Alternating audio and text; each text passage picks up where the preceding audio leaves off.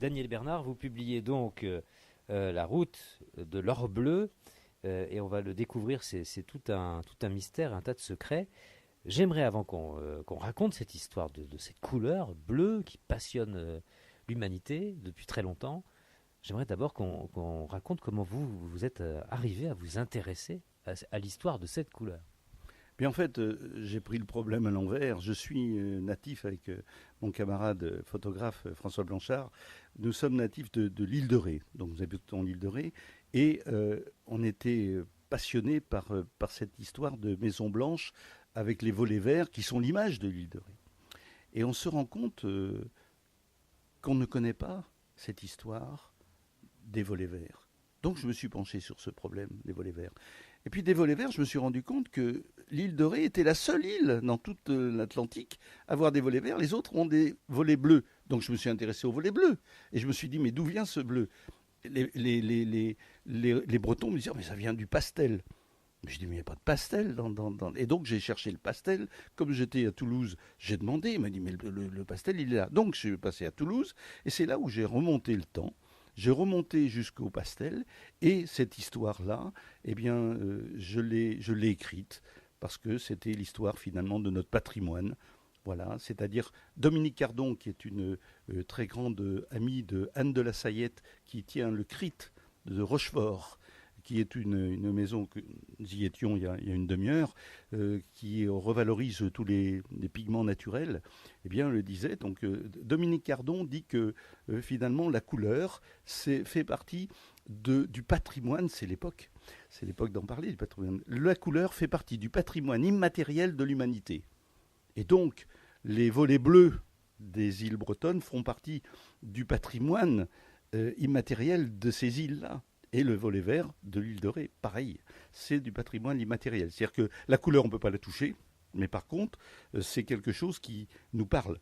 Quand on lève un drapeau, quand on va à l'armée, quand ils ne montent pas le drapeau, ils hissent les couleurs. Voilà. Et quand on a la représentation, la couleur, c'est ce qui nous différencie, c'est ce qui nous donne. Voilà. Et je terminerai sur ça, sur une phrase de Gilles Caster qui disait porter des vêtements de couleur, c'est dominer la foule immense des tristes. Le pastel, c'est en quelque sorte le plus récent, j'allais dire, des bleus qu'ait connu l'humanité, parce que le bleu, il remonte bien avant, à la haute antiquité. Non, non, le pastel est, je dirais, presque le dernier. Non, non, il y avait la haute antiquité. On avait en Inde un bleu qui s'appelle anil. Anil, ça veut dire bleu en hindou. Et donc, les caravanes de la soie qui vont apporter cet anil. Et c'est les Vénitiens qui viennent chercher, qui viennent faire leur marché pour l'Europe. Ils viennent à Constantinople chercher des produits comme le lapis lazuli pour les Vénitiens, tels que Véronèse ou le Titien. C'est une pierre, donc on ne peut pas teindre avec, c'est une pierre pour peindre. Hein, on broie et ensuite avec de l'huile de lin on en fait une peinture. Et donc ils voient arriver cet anil, les Vénitiens disent non, non, non, on n'en veut pas, ça se présente sous la forme de feuilles séchées, un peu nauséabondes, des tourtes. Et ils se disent, mais on ne peut pas ramener ça en Europe, c'est pas possible. Donc ils le laissent, et ça va faire les beaux jours à ce moment-là de la mosquée bleue pour les tapis, ça va faire pour teindre les tissus, et il va y avoir, quand ils vont arriver, l'anil va arriver en Égypte, et les Égyptiens qui sont fous de cette couleur ont un bleu égyptien pour refaire les masques et tout, ils ont pour peindre, mais pas pour teindre. Et là, ils sont fous de cet anil, et ils vont donner le nom anil, ils vont le donner au Nil, au fleuve bleu d'Égypte, de leur pays. Et en Grèce, quand la Nil va arriver en Grèce, eh bien, les Grecs anciens vont l'appeler Indikon, I-N-D-I-K-O-N, qui veut dire provenant des Indes. C'est ce qui va nous donner le mot indigo. On comprend bien que voilà, tout est lié hein, dans cette histoire. J'en reviens au bleu de nos îles, des volets de nos îles. Comment se fait-il qu'il se soit propagé à travers les îles, justement?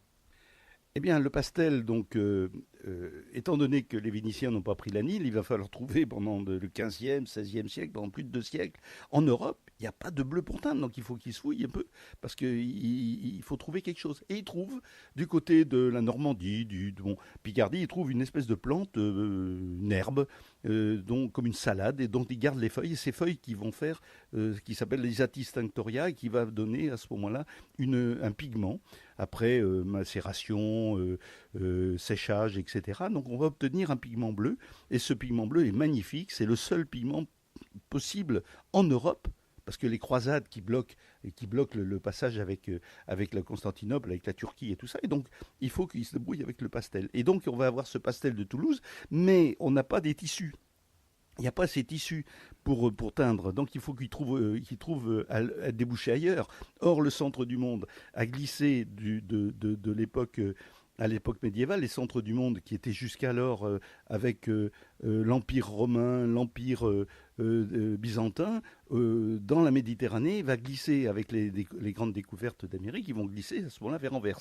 Donc tout le marché national, international se trouve à Anvers. Il faut emmener ce bleu jusque là-haut, puisqu'en plus, le fil de laine d'un mouton français est de 10 cm de long, alors que le mérinos anglais, il est de 17 cm, ça veut dire qu'on n'a rien pour ce bleu. Il faut absolument que le bleu il passe là-bas. Donc toute la problématique, elle est là. Il n'y a pas de route pour aller jusqu'à Anvers, tout au moins de Toulouse à Reims. Reims, après, c'est un peu plus facile, mais il n'y a rien. Donc ils vont aller en gabarre de Toulouse jusqu'à Bordeaux. Et à Bordeaux, ce sont les gens de Pinmar, c'est-à-dire des bateaux donc bretons, qui vont emmener à la fois le vin, le claret. C'est un très mauvais vin pour les Français, mais les Anglais, je trouve ça très très bon. Ils ont un goût un peu particulier, et donc ils raffolent de ce vin-là, et donc on va leur emporter. C'est un commerce, et donc les pastellistes, les pastelliers de Toulouse vont dire bon ben voilà, on va à ce moment-là emmener le pastel jusqu'à Anvers, et c'est comme ça que, comme ils sont natifs de toutes ces îles de l'Atlantique, naturellement, pour faire le ravitaillement des bateaux, il y a 15 hommes d'équipage par bateau, il y a 450 bateaux, et bien, naturellement, le pastel va servir de monnaie d'échange, et on va voir au fur et à mesure des années qui passent, à partir du XVe siècle, les portes, les fenêtres, les charrettes, les bonnets d'âne, les cornes des bœufs même, qui vont se teindre en bleu. Voilà, sauf l'île de Ré, parce que l'île de Ré, il n'y a pas de paysans, c'est que des paysans, il n'y a pas de marins. À ce moment-là, ils n'ont que le cuivre qu'ils récupèrent un petit peu à droite à gauche et sur les épaves, sur l'antifouling et puis tout ce qui était les alambics et tout. Et à ce moment-là, ils mettent la rafle du raisin qui est l'acide acétique sur le cuivre, ça va donner acétate de cuivre. Et de l'acétate de cuivre, à ce moment-là, ils vont le mélanger, ils vont le lier avec de l'huile de lin, et ça va donner une peinture turquoise au départ. Et le temps sécatif étant de 21 jours, au bout de 21 jours, ça vire au vert profond. Et le vert des volets de l'île de Ré sont nés. Voilà comment l'île de Ré a échappé au bleu. Exactement. Merci en tout cas d'être venu nous en parler. La route de l'or bleu, c'est aux éditions La Découvrance, et il y a de belles photos signées de votre complice François Blanchard. Je signale que le livre est présenté à l'occasion de l'ouverture du Salon international du pastel de La Rochelle. Ce sera vendredi prochain à l'ancien marché de l'Arsenal. Merci d'avoir suivi ce journal. Demoiselle.